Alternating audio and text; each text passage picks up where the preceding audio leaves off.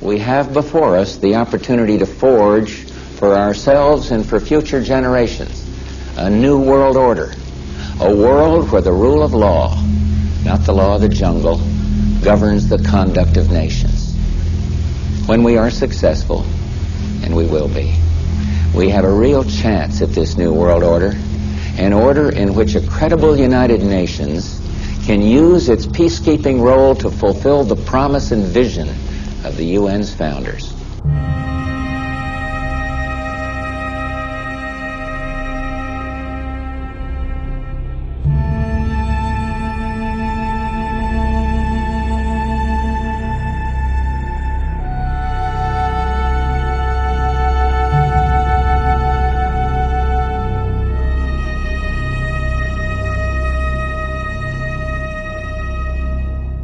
Bureaucrats want to harm Europe in some way. What would be in it for them? I've never got to the bottom of that argument. Sure. Who are these faceless people? Why do they want to do damage? What secret societies do they belong to?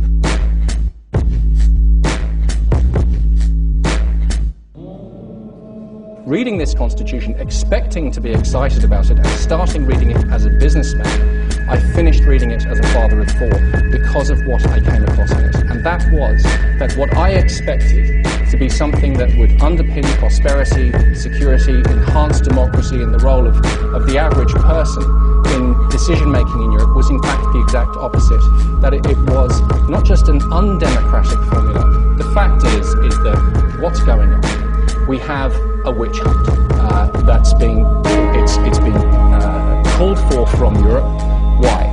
The French people said no to this formula, the Dutch people said no to it, and the Irish people said no to it. And it's much easier for these unelected, unaccountable bureaucrats in Brussels to create these fake, scary bogeymen, shadowy backers, rather than face the fact, which is that the Irish people, the French people, and the Dutch people, in a resounding majority, said no to an anti-democratic formula. And as you know, we didn't do that in Ireland because we're in any way anti-European. It was the most pro-European statement that we could make. And if there was a referendum in any other member state of the European Union, certainly in most of them, they would get the same answer without any help from America or anywhere else. Well, you know the difficulty in getting people to vote on a document as complex. You're probably one of the few people who read that Lisbon Treaty cover to cover, and I'm including a lot of politicians in that remark.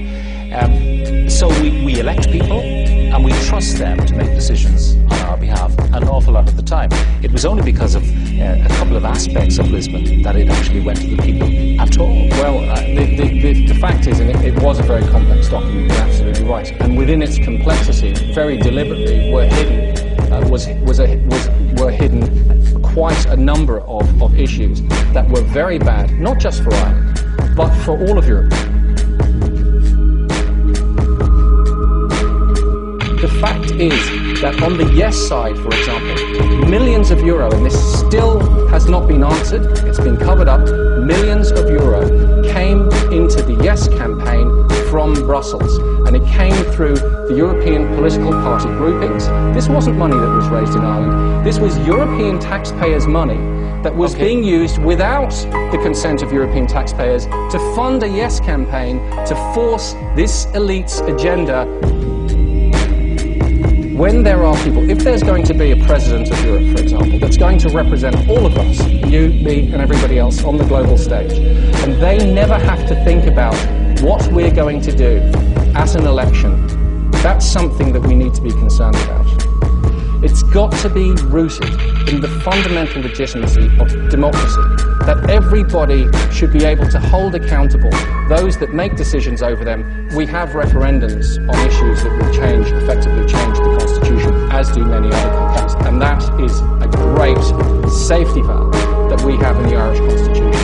And it's a superb thing that out of all of Europe, in spite of all of the efforts of these bureaucrats in Brussels to get around holding a referendum again in France, in the Netherlands, or anywhere else, they couldn't get around us. We had a referendum, and when we voted no, we didn't just vote no for the people of Ireland. We voted no for almost 500 million people across Europe who are very glad with the result that we have delivered. And that is the message that I'm getting very much and very widely all across Europe, even though Dick Roach and others are actively working to isolate Ireland, to see that ratification of this treaty, which under the rules of the European Union, now that we've said no, cannot continue, they're still working to get the thing passed very clearly with an agenda to run another referendum.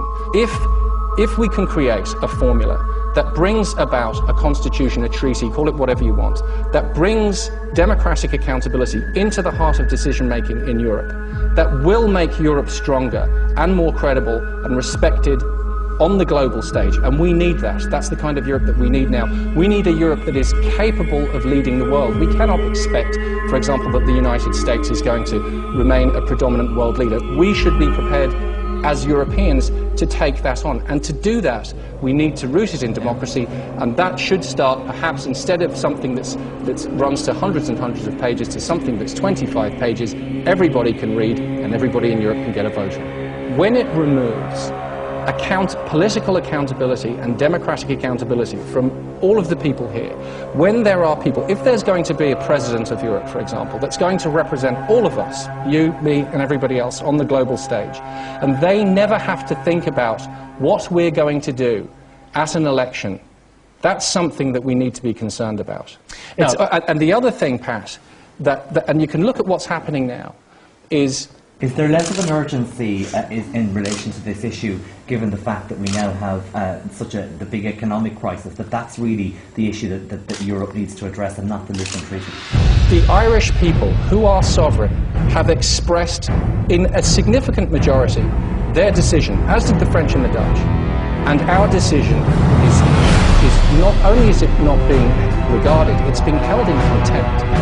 These people have absolutely no intention of accepting our decision, and they are trying to force this thing down the throats of the people of Europe.